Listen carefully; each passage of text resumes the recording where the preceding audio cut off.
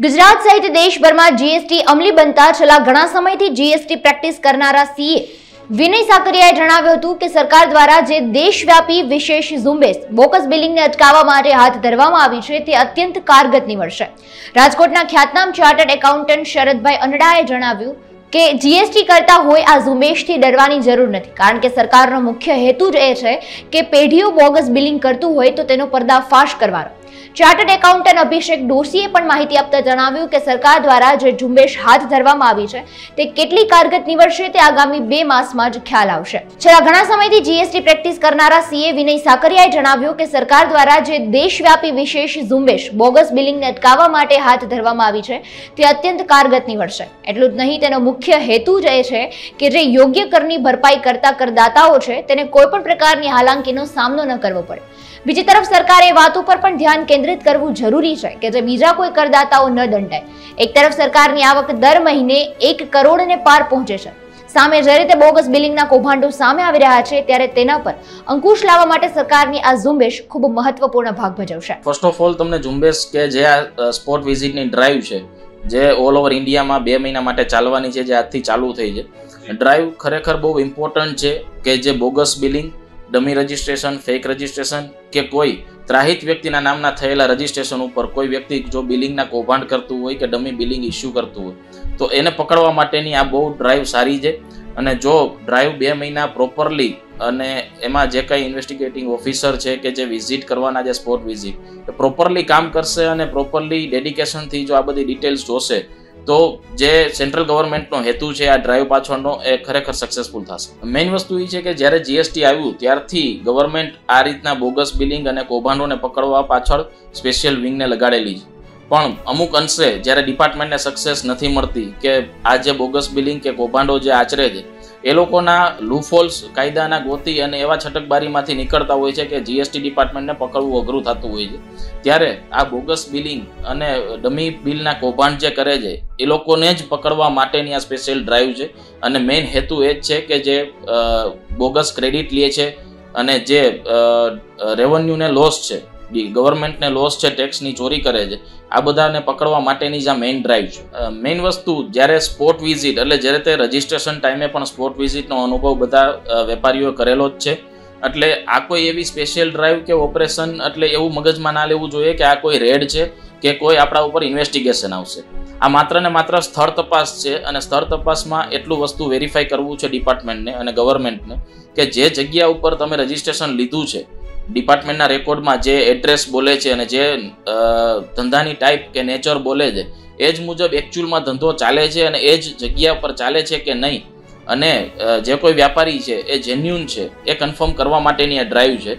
એટલે આ એક નોર્મલ સ્પોટ વિઝિટ કે સ્થળ તપાસ જ છે, કોઈ એવી ઇન્વેસ્ટિગેશન નથી। એટલે સ્પોટ વિઝિટમાં જ્યારે કોઈ ઓફિસર આવે ત્યારે બસ વેપારીઓએ એટલું ધ્યાનમાં રાખવાનું છે કે નીતિ નિયમ મુજબ એમને એનું બોર્ડ લગાવવાનું છે જીએસટી નંબર સાથેનું, એના ધંધાનું નામ અને કાયદામાં લખ્યું છે એ મુજબ એનું એડ્રેસ પણ એમાં એને મેન્શન કરવાનું છે। અને બીજું એની પાસે જીએસટી રજિસ્ટ્રેશનની કોપી હોવી જોઈએ, સેલ પરચેસના બિલનો બધો સાહિત્ય જે હિસાબિક હોય છે એ હોવું જોઈએ, ડોક્યુમેન્ટ્સ। એના એડ્રેસ પ્રૂફ માટે જો ઘરની જગ્યા હોય તો એમનું ઓનરશિપ ડોક્યુમેન્ટ્સ, એનું ટેક્સ રિસીટ, ઇલેક્ટ્રિક બિલ, અને જો રેન્ટ ઉપર જગ્યા હોય તો એનો ભાડા કરાર, આ બધી વસ્તુ એને જગ્યા પર અને સ્પોટ પર રાખવી પડે। એટલે જ્યારે ઓફિસર આવે તો તુરંત એને બતાવી શકાય અને ઓફિસરને જસ્ટિફાઈ કરી શકાય। તમામ વેપારીઓને એટલી જ સલાહ છે કે જ્યારે કોઈ ડિપાર્ટમેન્ટમાંથી ઓફિસર આવે, 2 મહિના પહેલા પણ ગવર્મેન્ટે ચલાવ્યું હતું કે કોઈ ડમી ઓફિસર્સ બનીને બી માણસો આવતા હતા અને ખોટા તોડ કરીને જતા હતા, તો એના માટે તમે ખરાઈ કરવા માટે આજે તમે વિનમ્રતાથી ઓફિસરને એમનું આઈડી અને એમની પોસ્ટિંગ કે એમની આઈડેન્ટિટી પૂછી શકો છો।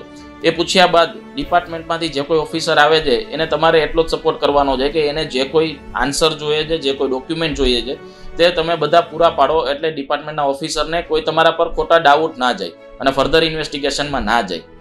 અને બીજી વસ્તુ, હવે ફાયદાની વાત કરી અને હવે આની આડઅસર કે લિમિટેશન શું હોઈ શકે।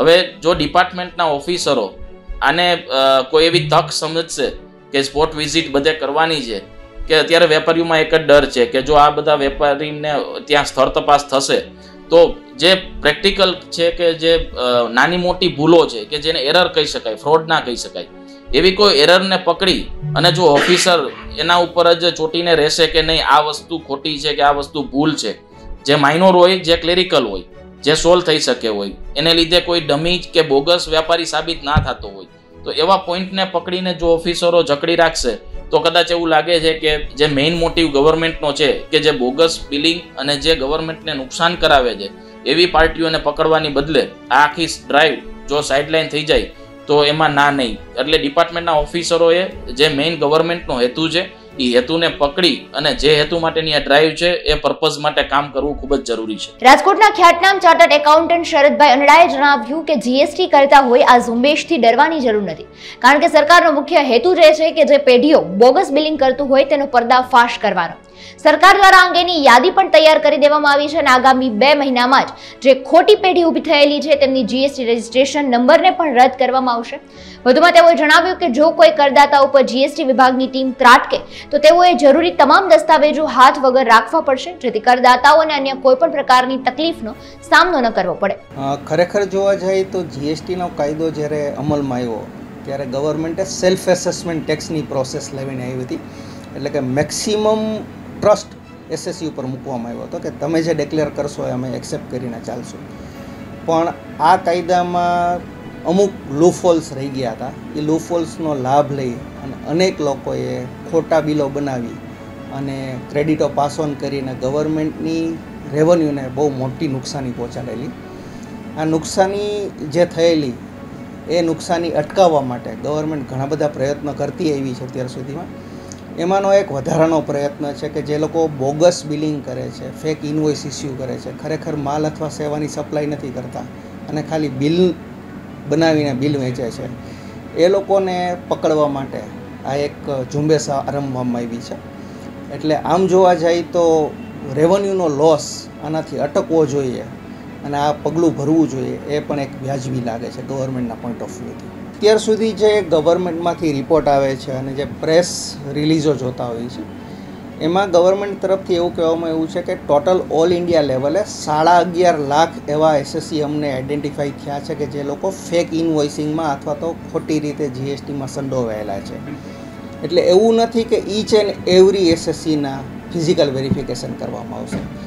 રિસ્ક બેઝ એસેસમેન્ટ કરી ગવર્મેન્ટે વેરિયસ સોફ્ટવેરનો યુઝ કર્યો છે આના માટે.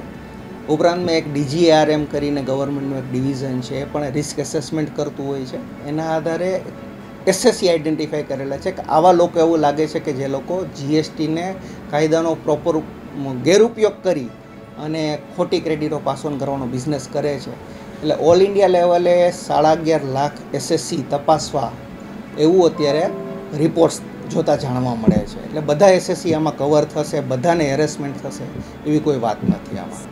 સામાન્ય રીતે જીએસટીમાં તમારું જીએસટી રજિસ્ટ્રેશન થતું હોય છે ને ત્યારે વેરિયસ ડોક્યુમેન્ટ્સ તમારે અપલોડ કરવાના હોય છે. ત્યાર પછી તમને જીએસટીનું રજિસ્ટ્રેશન આપવામાં આવે છે. હમણાં છેલ્લા 2 વર્ષથી આ તો ગવર્મેન્ટે આધાર ઓથેન્ટિકેશન પણ કમ્પલસરી કરી નાખ્યું છે. એટલે આધાર ઓથેન્ટિકેટ થયા પછી જીએસટી રજિસ્ટ્રેશન નંબર આવતો હોય છે. હવે જીએસટી રજિસ્ટ્રેશન વખતે તમે જેટલા ડોક્યુમેન્ટ્સ અપલોડ કર્યા છે એ ડોક્યુમેન્ટ્સની કોપી તમારી પાસે રાખવી જોઈએ, જેથી તમે અપલોડ કરેલા ડોક્યુમેન્ટ તમારા પોતાના છે એવું તમે જેન્યુઅનલી સાબિત કરી શકો છો. જો તમે ભાડાની જગ્યા ઉપર બેસતા હો તો તમારો ભાડા કરાર હોવો જોઈએ. ઉપરાંતમાં જે માલિકનું પ્રિમાઇસીસ છે એ માલિકી એની છે એવો દસ્તાવેજ, એમાં ઇલેક્ટ્રિકનું બિલ ચાલે, વેરાની પહોંચ ચાલે, ઇન્ડેક્સ 2ની કોપી ચાલે, એ ડોક્યુમેન્ટ તમારી પાસે હાજર હોવા જોઈએ, જેનાથી એસ્ટાબ્લિશ થાય છે કે આ ડોક્યુમેન્ટ ખરેખર તમારી પાસે જેન્યુઅનલી અવેલેબલ હતા અને આ તમે ભાડાની જગ્યા ઉપર તમે તમારો બિઝનેસ કરો છો. ઉપરાંતમાં તમારું પાન કાર્ડ છે, આધાર કાર્ડ છે, તમારે તમારી સાથે ઓરિજિનલ રાખવું જોઈએ. તમારું રજિસ્ટ્રેશન સર્ટિફિકેટ, જીએસટીના કાયદામાં પણ નિયમ છે કે તમારું ઓરિજિનલ જીએસટી સર્ટિફિકેટ જે છે એ તમારે લોકોને દેખાય એવી જગ્યાએ તમારે ડિસ્પ્લે કરવાનું છે. ઉપરાંતમાં તમે તમારું જે બિઝનેસ પ્રિમાઇસીસ છે એ બિઝનેસ પ્રિમાઇસીસ ઉપર તમારું નામ હોવું જોઈએ અને સાથે સાથે જીએસટીનો રજિસ્ટ્રેશન નંબર પણ ત્યાં લખાયેલો હોવો જોઈએ. ઉપરાંતમાં જ્યારે કોઈ વેપારી કોમ્પોઝિશન ડીલર છે એટલે કે લમસમ જેને આપણે પોપ્યુલરલી ઓળખીએ છીએ, જો લમસમ ડીલર હોય તો એને એ પણ લખવાનું છે કે ભાઈ અમે લમસમ ડીલર છીએ અને અમે જીએસટી ઉઘરાવવાની સત્તા ધરાવતા નથી. એટલે આ બધી વસ્તુઓનું તકેદારી રાખવાની છે. ઉપરાંતમાં તમારા ટ્રાન્ઝેક્શનની જેન્યુનેસ ચેક કરવા માટે ઓફિસરો જે તમારે ત્યાં વિઝિટ કરશે એ તમારા પરચેસ બિલ ચેક કરી શકે છે, વેચાણ બિલ ચેક કરી શકે છે. ઉપરાંત એક ખાલી ધ્યાન દોરી દઉં કે જીએસટીના કાયદામાં એવી પણ જોગવાઈ છે કે કોઈ પણ ઓફિસરને તમારે ત્યાં વિઝિટ કરવી હોય તો આ ફિઝિકલ વેરિફિકેશન માટે આવવું હોય તો એના માટે પહેલાં એસએસસીને ઇન્ટિમેટ કરવો જોઈએ એવું એક કાયદામાં જોગવાઈ છે. હું માનું છું કે આ જોગવાઈનું પણ ડિપાર્ટમેન્ટ પાલન કરશે અને પાલન કર્યા પછી જ જે તે વ્યક્તિને પ્રીમાઇસીસ ઉપર એ ફિઝિકલ વેરિફિકેશન માટે જશે એવું મારું માનવું છે. ડેફિનેટલી ગવર્મેન્ટની રેવન્યુ પર ફરક પડશે, પણ મારા અંદાજે પોઝિટિવ ફરક પડશે. અત્યારે એવું બને છે કે જે લોકો ફેક ઇન્વોઇસિંગ કરે છે એ ક્રેડિટો ખોટી પાસ ઓન કરી અને બીજી સામેવાળી વ્યક્તિ જે જેન્યુઇન પરચેઝર છે એને આની ક્રેડિટો લેટર ઓન મળતી નથી, કારણ કે માલ અથવા સેવાની સપ્લાય જે તે બિલ જેની પાસેથી લેવામાં આવ્યું છે એને કરેલી નથી. એટલે ડિપાર્ટમેન્ટ આવી ક્રેડિટો એલાઉ કરતું નથી. એટલે વ્યક્તિ જે જેન્યુઇન છે અને આ ફેક ઇન્વોઇસ નો ધંધો કરનાર વ્યક્તિના કોન્ટેક્ટમાં કેન પ્રકારે આવી જાય છે, ભૂલથી પણ આવી જાય છે, એની ક્રેડિટોમાં મોટી નુકસાની જાય છે. એટલે જે જીએસટીનો મેઇન જે કોન્સેપ્ટ હતો સીમલેસ ક્રેડિટનો, એ આવા અમુક લોકોના હિસાબે બહુ મોટા પ્રમાણમાં ડિસ્ટર્બ થયો છે. ક્રેડિટો જો પ્રોપરલી પાસ ઓન થશે તો at the end of day મારી કોસ્ટ નીચે આવશે, કારણ કે મને એની ઇનપુટ ટેક્સ ક્રેડિટ મળે છે એટલે મારી કોસ્ટ નીચે આવશે, તો ઉલટાની ઇકોનોમીને સારો એવો વેગ મળશે. વસ્તુઓ અને સેવાઓની કિંમત પ્રમાણમાં થોડી ઘટશે. રાજકોટમાં છેલ્લા ઘણા સમયથી પ્રેક્ટિસ કરતા ચાર્ટર્ડ એકાઉન્ટન્ટ અભિષેક દોશીએ માહિતી આપતા જણાવ્યું કે સરકાર દ્વારા જે ઝુંબેશ હાથ ધરવામાં આવી છે તે કેટલી કારગત નીવડશે તે આગામી 2 માસમાં ખ્યાલ આવશે. બીજી તરફ હાલ જે રીતે બોગસ વ્યવહારો થતા સામે આવ્યા છે તેનાથી નવા જીએસટી રજીસ્ટ્રેશન કરનારી પેઢીઓને પણ ઘણી તકલીફો વેઠવી પડી રહી છે. સામે સરકાર પણ હવે ગંભીરતાથી એ વાત ઉપર ધ્યાન કેન્દ્રિત કરે છે કે આ ઝુંબેશમાં કોઈ સાચા કરદાતાને તકલીફ ન પડે. હાલ ભાવનગરમાં જે રીતે જીએસટી કૌભાંડો સામે આવ્યા છે તેને અટકાવવા માટે સરકારની આ ઝુંબેશ કેટલી કારગત નીવડશે તે આગામી 2 માસમાં જ ખબર પડશે. જેમ તમે કીધું કે ઝુંબેશ શરૂ કરવામાં આવી છે, આ ઝુંબેશનો મુખ્ય હેતુ જે બોગસ બિલિંગનું જે બધા રેકેટ્સ પકડાય છે અને જે બોગસ જીએસટીમાં રજિસ્ટ્રેશન જે લોકોએ લીધેલા છે તે અટકાવવા માટેનો છે. કારણ કે ગવર્મેન્ટે જે જીએસટીને હવે 5 વર્ષથી વધુ થઈ ગયા છે અને ગવર્મેન્ટને એવું ધ્યાનમાં આવ્યું છે કે ઘણું બધું બોગસ બિલિંગનું કૌભાંડ ચાલે છે અને એમને આ હેતુ અટકાવવા માટે સ્થળ તપાસ કરી અને જે કોઈ પણ જે ખોટા રજિસ્ટ્રેશન લીધેલા છે એને અટકાવવા માટેથી આ ચાલુ કર્યું છે. એક એંગલ એમાં એ પણ છે કે ગવર્મેન્ટનું જે રિપોર્ટિંગ્સ છે કે આટલું બોગસ બિલિંગ પકડાણું, તો એ શું છે એ મલ્ટિપલ લેવલે ચેક કરે છે કે એક વ્યક્તિએ બીજાને બિલ કર્યું, બીજી વ્યક્તિએ ત્રીજાને કર્યું, ત્રીજીએ ચોથાને કર્યું, તો એ રિપોર્ટિંગ એ રીતે થાય છે કે આ ટ્રાન્ઝેક્શન 500 રૂપિયાનું બોગસ બિલિંગ છે, ખરેખર તમે જોવો તો 100 રૂપિયાનું ટ્રાન્ઝેક્શન છે. એટલે ક્યાંક અમુક અંશે ગવર્મેન્ટનું રિપોર્ટિંગ બી હાયર સાઇડ છે, જેને કારણે ગવર્મેન્ટનું એ બાબતે વધારે ધ્યાન હોય છે કે બોગસ બિલિંગ કેમ અટકાવવું. અને ઓવરઓલ બોગસ બિલિંગ આખા ઇન્ડિયા લેવલે જે છે એ અટકાવવા માટે ગવર્મેન્ટે આ ઝુંબેશ શરૂ કરી છે. તમે એકદમ સાચું કીધું. આમાં 100% એવું થશે કે જે ખરેખર જેન્યુઅન ટેક્સ પેયર છે એને હેરાનગતિ વધુ થશે. કારણ કે તમે આજે જોવો તો આજે જીએસટીમાં તમે કોઈ પણને પૂછો ને તો જીએસટીમાં સૌથી અઘરું શું છે આજે, તો કે રજિસ્ટ્રેશન લેવું. તમે રજિસ્ટ્રેશન માટે ગમે એટલા સારા ડોક્યુમેન્ટ્સ, બધા ડોક્યુમેન્ટ્સ આપશો તો બી ડિપાર્ટમેન્ટ કંઈક ને કંઈક ક્વેરી કાઢશે જ. એટલે એટલી બધી ક્વેરી કાઢ્યા પછી, ઇવન સ્થળ તપાસ કર્યા પછી જ એ લોકો રજિસ્ટ્રેશન આપે છે.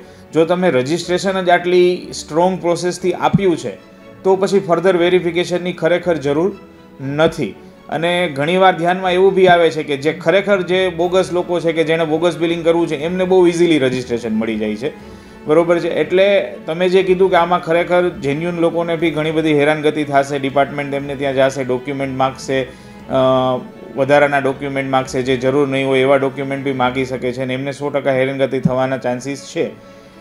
પણ ગવર્મેન્ટે એશ્યોરન્સ આપ્યું છે કે અમે કોઈને જેન્યુઅનને હેરાનગતિ નહીં થાય એવું ધ્યાન રાખશું.